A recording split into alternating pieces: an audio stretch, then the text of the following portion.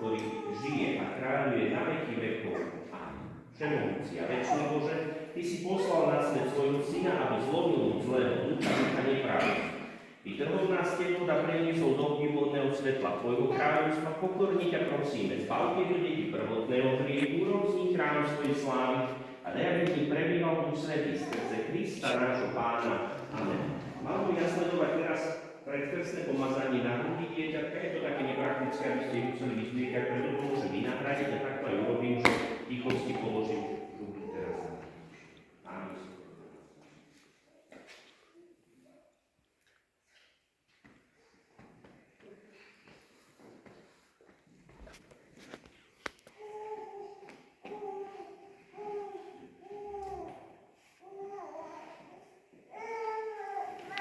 Požehnáme vodu, ktorú po chvíľočku budeme krstiť detičky. Bože, Tvoja neviditeľná moc zázračne účinkuje prostredníctvom sviatostných snahov. Stvoril si vodu a mnohorakým spôsobom si ju pripravoval, aby nám naznačovala milosrdenstvo. Bože, Tvoj duch sa už na počiatku stvorenia vznášal nad vodami a tak voda už vtedy dostala schopnosť posväcovať. Bože, Ty si potopou sveta vopred naznačil naše znovuzrodenie, aby v tajomstve jedného a toho istého živu bol koniec neresti a začiatok čnosti. Bože, Ty si Abrahamovým potomkom dal suchou nohou prejsť cez Červené more, aby mu vyslobodený z faraónovho otroctva bol predobrazom pokrsteného. Bože, Tvoj syn pokrstený Jánovom vodách Jordánu bol pomazaný Duchom Svätým a keď visel na kríži, z jeho boku vytiekla teplá voda, a keď vstal z mŕtvych, rozkázal učeníkom: chodte a učte všetky národy a krstite ich v mene Otca i Syna i Ducha Svätého, zhliadni na tvár svojej cirkvi a milostivo je otvor prameň krstnej vody. Nech Duch Svätý vloží do tejto vody milosť Tvojho jednorodeného Syna, aby z človeka stvoreného na obraz Boží sviatosť krstu zmiela všetku nečistotu starého života a umožnila mu povstať z vody a z Ducha Svätého k novému detstvu. Prosíme ťa, Páne, nech skrze Tvojho Syna zostúpi sila Ducha Svätého do tohto prameňa, aby všetci, ktorí v krste umierajú a sú pochovaní s Kristom, povstali s ním aj životu, lebo on žije a kráľuje na veky vekov. Amen.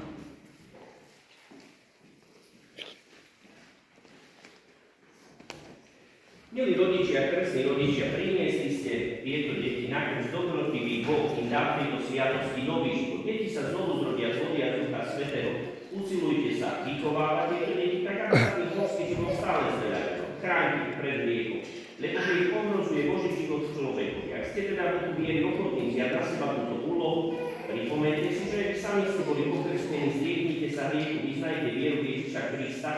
Ako v neho verí cirkev, v tejto viere sa udeľuje deťom krst. Asi dnes by boli jediní, ktorí by zvládli odpovedať na otázky, lebo je trošku starší, ale ani Natália, ani Laura, ani Klara, ani Melisa asi by to nezvládli teraz. Takže preto tie otázky teraz budú smerované na vás, ktorí ste rodičia, krstní rodičia. Pri zapisovaní sme zistili, že sme či rímsko alebo grécko-katolíci, takže to význanie viery je úplne rovnaké pre nás. Na prvé 3 otázky odpovieme zriekam a potom na ďalšie 3 verí. V tejto viere sa deťom ten krst udeli, keď budú staršie, potom ma spojú za sebe príjmanie, čo budú robili sami za seba. Zriekate sa svojho ducha, aj všetkých jeho skutkov, aj všetkých jeho pokušení. Veríte v Boha Otca Všemohúceho, Stvoriteľa neba i zeme. Veríte v Ježiša Krista, jeho jediného Syna, a nášho Pána narodeného z Márie, Pána umúčeného a pohľadného, ktorý stal z mŕtvych a sedí po pravici Otca. Veríte v Ducha Svätého, vo Svätú katolícku cirkev, spoločenstvo svätých, odpustenie hriechov, vzkriesenie tela a život večný. Toto je viera naša, toto je viera cirkvi, túto vieru vyznávame a ona je našou slávou Ježišovi Kristovi, našom Pánovi. Poprosím ťa, postri som Bohu.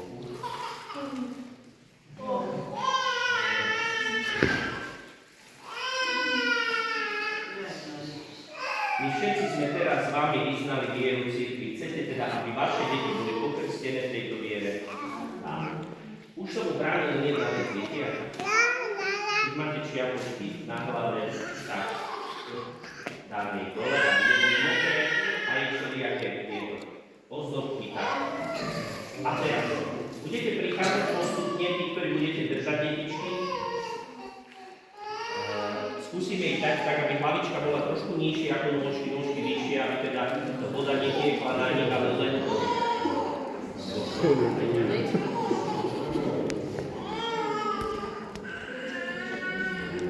tak, nech sa páči. Presne, Filip, nerob. Ale skúsime odlohu.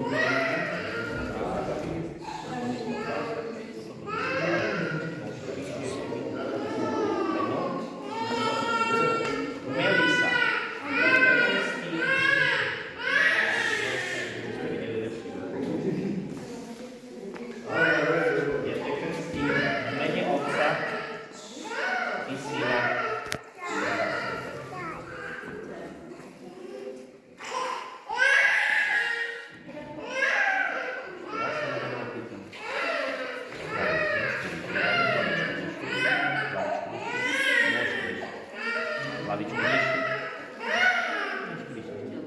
Tak, Natáliu, ja ťa krstím v mene Otca i Syna i Ducha Svätého.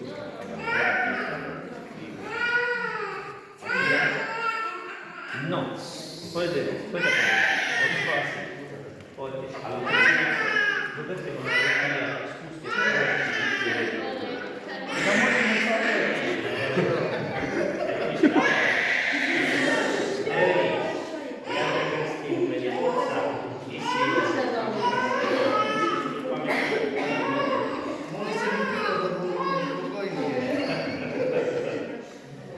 Dobre, nech sa páči.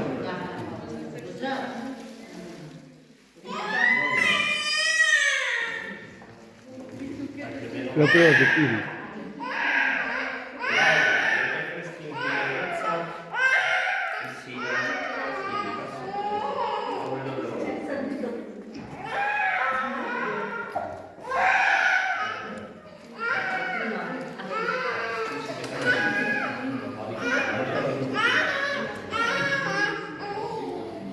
Emily, ja ťa krstím v mene Otca i Syna.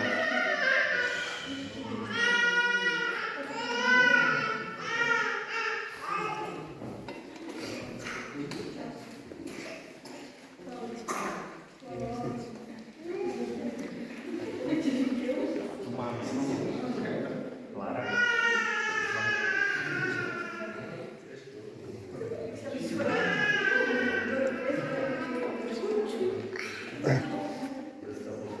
Klára, ja ťa krstím v mene Otca i Syna i Ducha Svätého. Zase tu. Ne?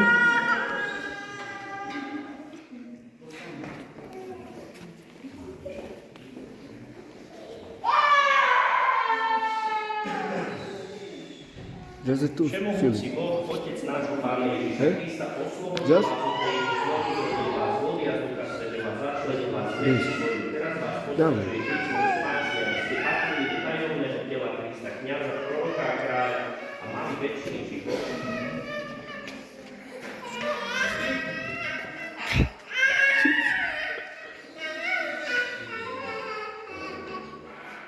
Vokalu. Vokalu. Co?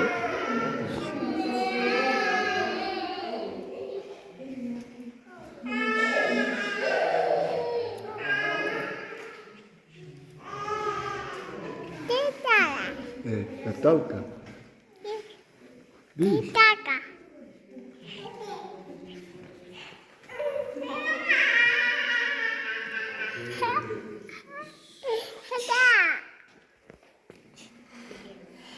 Dobre, teraz košierky, ktoré máte, ak máte menšie detičky, kľudne im to môžete položiť na nich, ak máte väčšie a držíte ich, môžete rozprestrieť tak a podržať košierky. Prejde.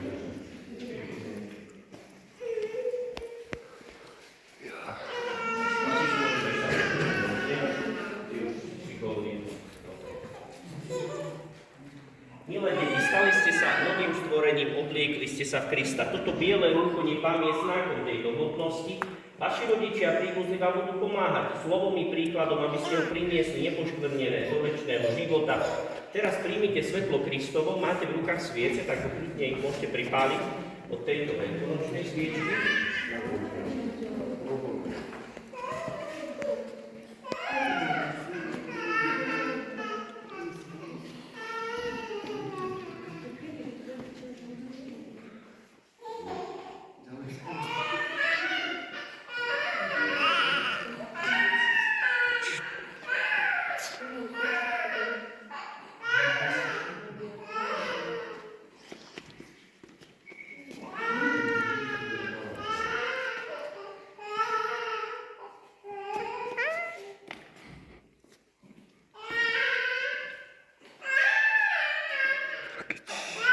OK. Filip. Milí rodičia, krstní rodičia, vám sa zveruje toto svetlo, dbajte o to, aby vaše deti kráčali vždy vo svetle Kristovom, ako deti svetla. Vytrvali vo viere až do konca, tak budú môcť so všetkými svätými ústrety Pánovi, keď príde v nebeskej sláve. Teraz sa spoločne pomodlíme modlitbu, ktorú nás Ježiš naučil. Otče náš, ktorý si na nebesiach, posväť sa meno Tvoje, príď kráľovstvo Tvoje, buď vôľa Tvoja, ako v nebi, tak i na zemi. Chlieb náš každodenný daj nám dnes a odpusť nám naše viny, ako i my odpúšťame svojim vinníkom a neuved nás do pokušenia, ale zbav nás zlého.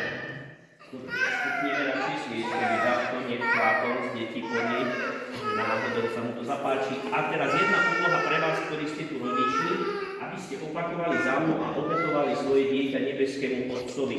Bože, žehnaj naše dieťa, aby jeho život bol Tebe na slávu. Albertka, Albert, ty si mama, ty opakuješ za mnou. Mama nepláče, mama môže. Jemu na spásu, nám na radosť a svetu na osud.